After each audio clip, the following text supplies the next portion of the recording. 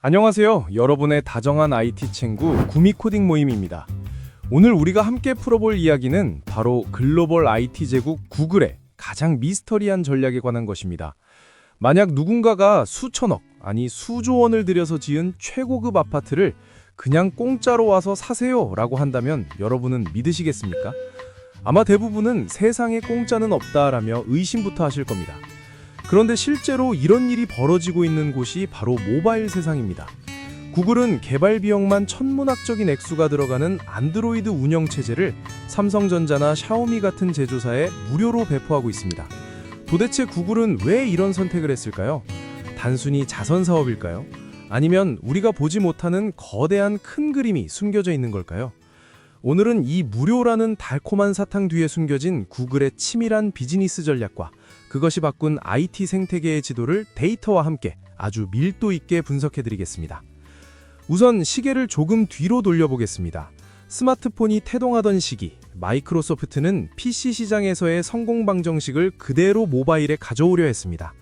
그들은 윈도우 모바일이라는 운영체제를 만들고 이를 제조사에게 탑재하는 대가로 대당 15달러에서 25달러 수준의 라이선스 비용을 받았습니다.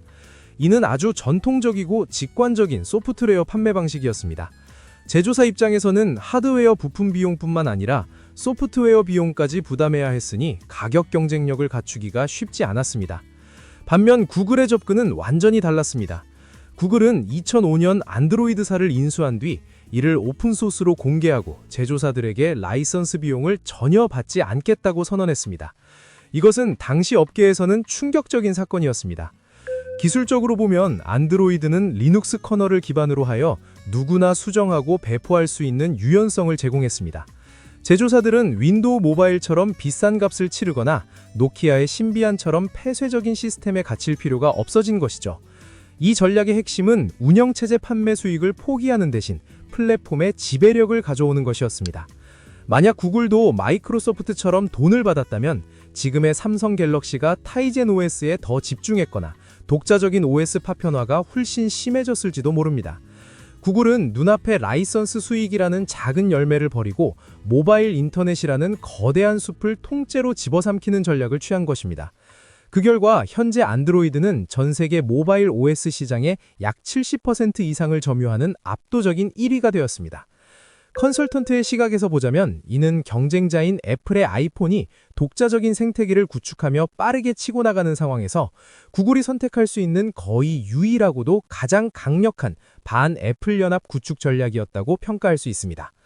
그렇다면 구글은 땅 파서 장사하는 걸까요? 여기서 우리는 오픈소스 안드로이드와 구글 모바일 서비스의 차이를 명확히 구분해야 합니다. 구글이 무료로 푸는 것은 뼈대인 iOSP입니다. 하지만 뼈대만 있어서는 스마트폰을 제대로 쓸 수 없습니다. 우리가 스마트폰을 켜면 자연스럽게 보이는 구글 플레이 스토어, 유튜브, 구글 지도, 지메일 같은 핵심 앱들은 모두 GMS에 포함되어 있습니다. 제조사가 이 GMS를 탑재하려면 구글의 엄격한 인증을 통과해야 하고 구글 서치 엔진을 기본으로 설정해야 하는 등 보이지 않는 계약 조건들이 따라붙습니다. 바로 이 지점에서 구글의 진짜 수익 모델이 작동합니다. 전 세계 수십억 대의 안드로이드 폰은 사실상 움직이는 구글 광고판입니다. 사용자가 안드로이드 폰에서 검색하고 유튜브를 보고 지도를 켤 때마다 발생하는 트래픽은 고스란히 구글 광고 수익으로 연결됩니다.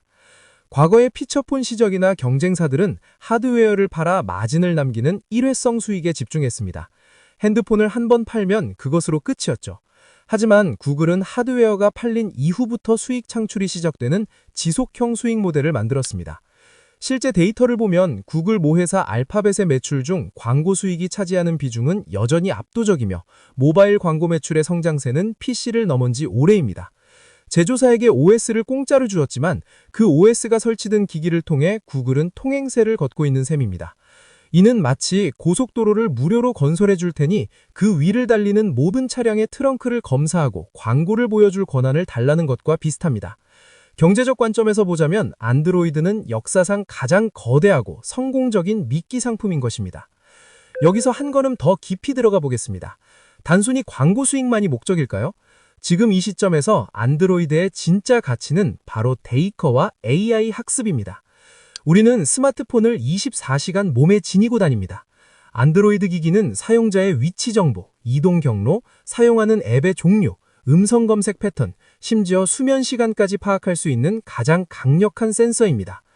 페이스북이나 인스타그램 같은 앱 기반 서비스들은 애플이나 구글이 개인정보 보호 폴리시를 강화하면, 예를 들어 앱 추적 투명성 정책이죠, 광고 효율이 급격히 떨어지는 타격을 입습니다.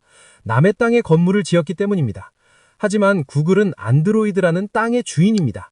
OS 레벨에서 수집되는 방대한 데이터는 구글의 인공지능, 제미나이 같은 모델을 학습시키는 핵심 연료가 됩니다.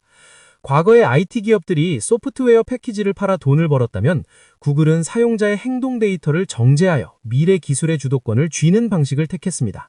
만약 구글도 안드로이드를 유료화하여 점유율이 낮았다면 지금처럼 전 세계 다양한 언어와 환경에서의 리얼 데이터를 확보하기는 불가능했을 겁니다.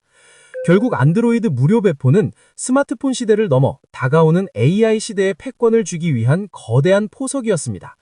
15년 전의 결정이 지금의 AI 경쟁력을 만든 기반이 되었다는 점, 이것이 바로 우리가 주목해야 할 기술 전략의 묘미입니다. 이야기를 정리해 보겠습니다. 구글이 수천억짜리 안드로이드를 공짜로 뿌리는 이유는 명확합니다. 첫째, 윈도우나 iOS 같은 경쟁자의 진입을 막기 위한 거대한 해자를 구축하기 위함이고, 둘째, 전 세계 모바일 트래픽을 구글 서치와 유튜브로 연결하는 통로를 확보하기 위함이며, 셋째, 미래의 AI 기술을 위한 데이터 파이프라인을 장악하기 위함입니다. 우리는 여기서 중요한 비즈니스 통찰을 얻을 수 있습니다. 눈앞의 마진을 포기하더라도 생태계 전체를 장악하면 그 파급력은 상상 이상이라는 점. 제품을 팔지 말고 제품을 사용하는 환경을 장악하라.